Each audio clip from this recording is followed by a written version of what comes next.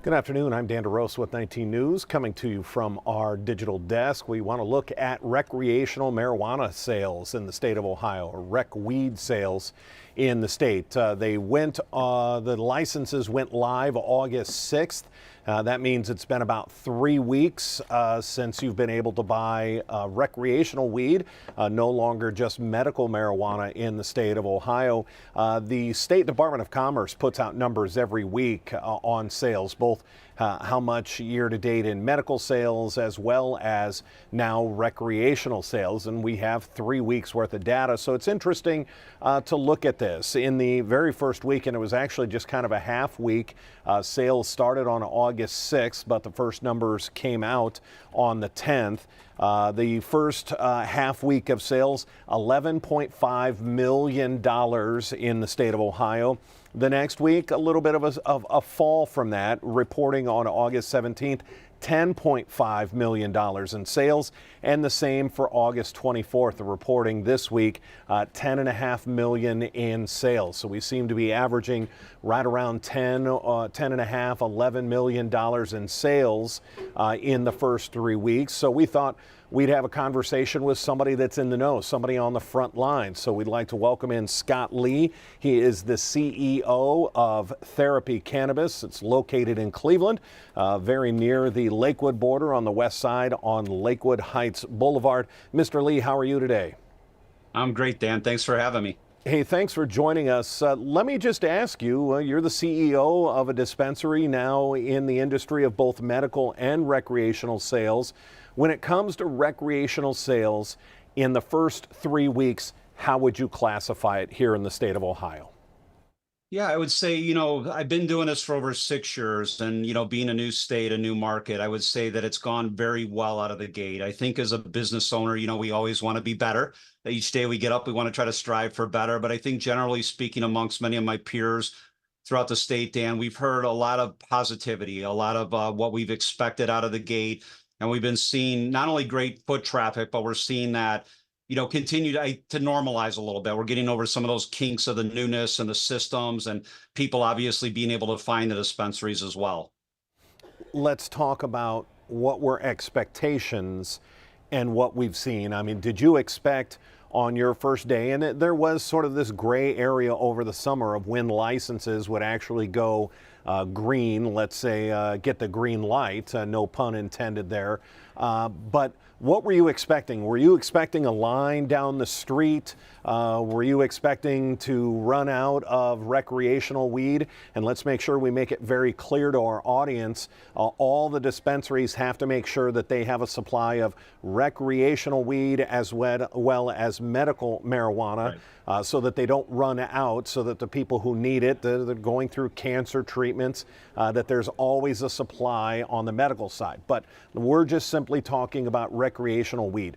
Did you expect there to be a line? Did you expect to run out? And what actually happened that first week? Yeah, Dan, I think, first of all, you're absolutely right. We have to make sure we take care of our medical patients, and we always strive to make sure they've got prioritization in every respect and they're cared for. And, on the flip side of that, I think that, we all expected some lines. We expected some risk of running out of product. When you start off in a new state or a new market, there's always a concern of, are we able to produce enough? And I think generally speaking, there were concerns of that in Ohio. I think what we've learned, we've been able to keep up with an ample supply, which has been very nice. We've been consistent with that, and it seems to be that so far we see trajectory where that's going to stay up. And I think there's been a mix out there. The first day when it launched, it was tough for Northern Ohio. We saw tornadoes and severe weather, which really kind of put a dent into things that afternoon. And we saw some lull for a while due to power outages and people trying to get back on their feet. But we've seen some normalization and stabilization. And I think, when the dispensaries first kick off, the largest objective is speed. Everybody needs to be consulted with. We have to take time. It's almost like a medical environment to a degree where you have to make sure people really understand what's going on. They understand the product assortment, how it's going to affect them. And part of that is it's just time. So what happens is you often have longer lines because of that. And as you go into the first few weeks or the first couple months, you'll start to see that speed up and you'll start to see more consumers coming into the market. And generally throughout historical, looking back at other states, we do see a significant build. So you'll see a fairly static number out of the gate. You'll see initial reception out of the first day, of course. And then what you'll start to see is a build over time as people get more comfortable and everyone gets a little bit more fluid with it all. So your hope is that this 10.5 million in sales a week in Ohio, your hope is that it's going to build from there and we'll see it go up. Absolutely. Yeah, we're starting to see that it's inching right now. And there's, we've got everything from marketing to figuring out how we continue to attract consumers and let consumers know we're there. And obviously, there's still a stigma. We got to bring people over that edge and help them out and teach them, educate them.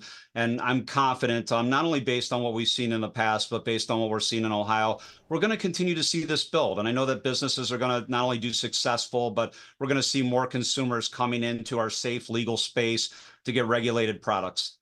It's always interesting, along with the statistics of how much has been sold. The state also gives us a number, basically the average purchase. And the average purchase price is somewhere around $31 so far.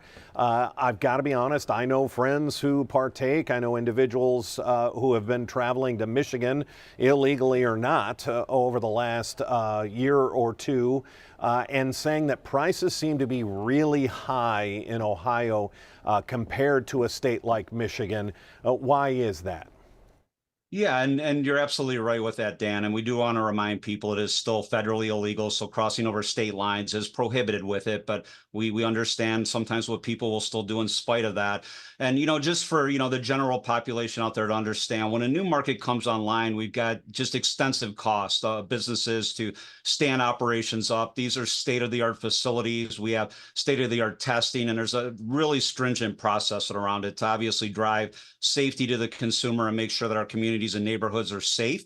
And, as part of that, the costs are higher out of the gate. We see a lot of excitement around it. And, as a business, our job is to figure out how we normalize into that and how we're still able to keep our margins high enough to operate and be successful. And then we continue to work with suppliers on supply agreements and trying to maintain costs at an acceptable level. And we found a lot of adaptivity to that out there. We're finding that people are willing to bend a little bit. We've been trying to work hard on maintaining our pricing to the best of our ability. We can't control the taxes. That's something we have to all live with, but we are doing our best to really try to reach hard. We're excited about this. And we realize that creating a barrier for people to find cannabis, meaning affordability, is a problem. And it's something I think every operator is thinking about day to day out there, and how we continue to improve this quickly and try to speed up maturation of the market a little bit and get those prices down for the consumers. We're speaking with Scott Lee. He is the CEO of Therapy Cannabis, located on the west side of Cleveland, very near the Lakewood border. Scott, we always give the final word to our guests here, whether it's where do we go from here, what does the market look like, how have sales been? What do you want to leave people with here in Northeast Ohio? Yeah, what I'd say is feel free to always visit us, Therapy Cannabis. As Dan called out, we're on the west side of Cleveland, but wherever you're going out there, you're experiencing dispensaries, we want to continue to advise people to go in and chat, learn, understand what's going on. And I know that there is a stigma and there's a worry out there. I've been in this business for 6 years, and the people that I see that come into our dispensaries, they are your viewers. They are our parents, our siblings, our grandparents, and they're looking for relief. They're looking for a way to feel better. And we have so many options to help out. We're willing to take that time to talk with each person individually and make sure they feel confident and comfortable. And you could always, through most websites as well as ours, contact us and ask questions. We're here for you. We want to help you out.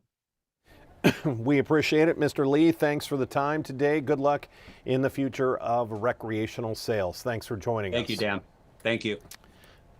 Excuse me, that's going to wrap up our conversation again. Just a look at sales. We're 3 weeks into this.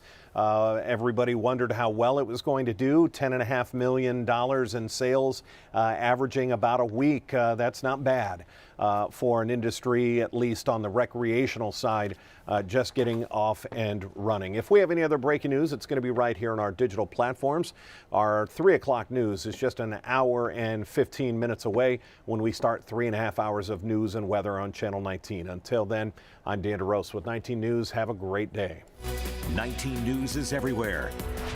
Download our CTV apps and follow us on social media at Cleveland 19 News.